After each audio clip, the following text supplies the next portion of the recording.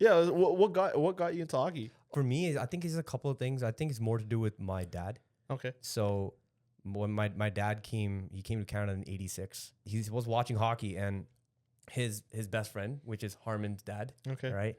He was a big Edmonton Oilers fan. Oh no. Big Wayne Gretzky guy. Oh no way. My dad started watching hockey, and he absolutely fell in love with Mario Lemieux. Okay. Just like absolutely fell in love with him. So when I was born, we started, when I was a kid, I started watching hockey, and we would watch Leafs games, but my dad would always try to tune into, Penguins games if we could watch it. And then he used to show me like how he plays and what he's good at, what he's not. And he was like a little kid too, just watching. And he was like in his late 20s, just watching hockey. And every single morning he would pull out the newspaper and then he showed me how many points Mario Lemieux has, So we used to go through this entire thing. And then even when I started playing hockey, he's like, all right, listen, you got to build your game like this. You got to play like how Mario Lemieux looks at the game, right? So I started looking at that and like, wow, this guy is just this. And Mario Lemieux is huge, big guy, right? So that was like from my dad's point of view. From my point of view, I don't remember exactly what game it was. And it's funny because it was a Detroit Red Wings game against the Leafs. And Stevie Yzerman just absolutely burnt us that night. I think they beat us 9-1. And he was everywhere. And I'm watching him play. And it's funny because I'm a Joe Sakic fan. But that night when I watched him play, and I was just like looking at my dad, I'm like, Dad, I want to play like this guy. I want to play like Stevie Y. And when I was like, oh, really? Huh? I'm like, yeah. He's like, next day, he just took me to the community center. He's like, all right, let's get you going. Oh, no way. That's your first step into hockey. Yeah. It was I think I was like around 8 years old when I really started like playing. Yeah.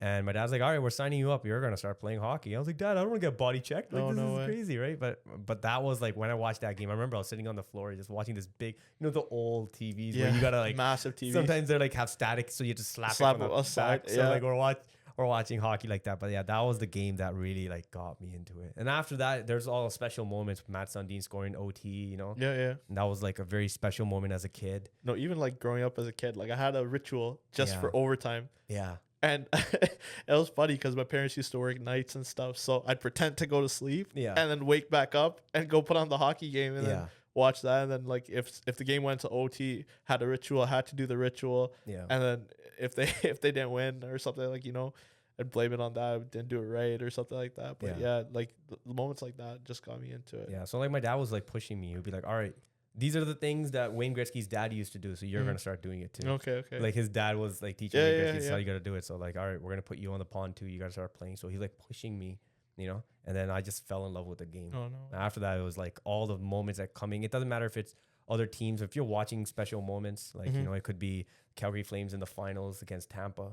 Like Jerome McGinley being this close. That was like crazy, Then you're watching Daniel Efferson in Ottawa, even though we hated them. Yep. Just the way they lost against the Ducks in the finals as well.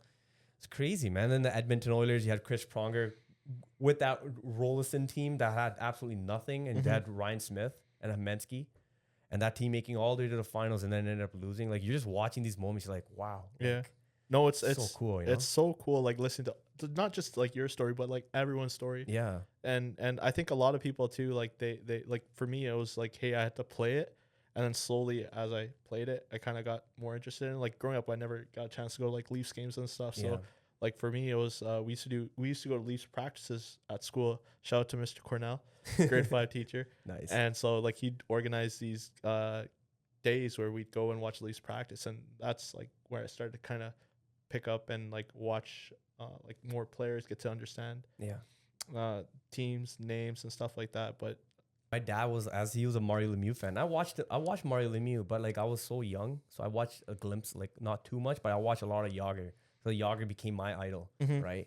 And just like watching that passing on the baton, like my dad was like a Penguins fan, right? So I was watching him play, but then when after that was done, like Ovechkin came. As soon as Ovechkin just put his foot on the ground, I was like, this guy's it. Like I like this guy's personality. I like this guy's story. I like his how swagger, he is. Swagger. I like how open he is because Yager was like open like that too. I just like that personality. Yeah. Just out there. He's just out there. Yeah. Right? He's just a guy. You could just go sit down and have a beer with him. Yeah. Right? Yeah. I don't know. Hockey's beautiful, man. It's a beautiful sport. Yeah. Look at you, man. You're in fucking tears. Teary-eyed. Getting emotional here. Oh.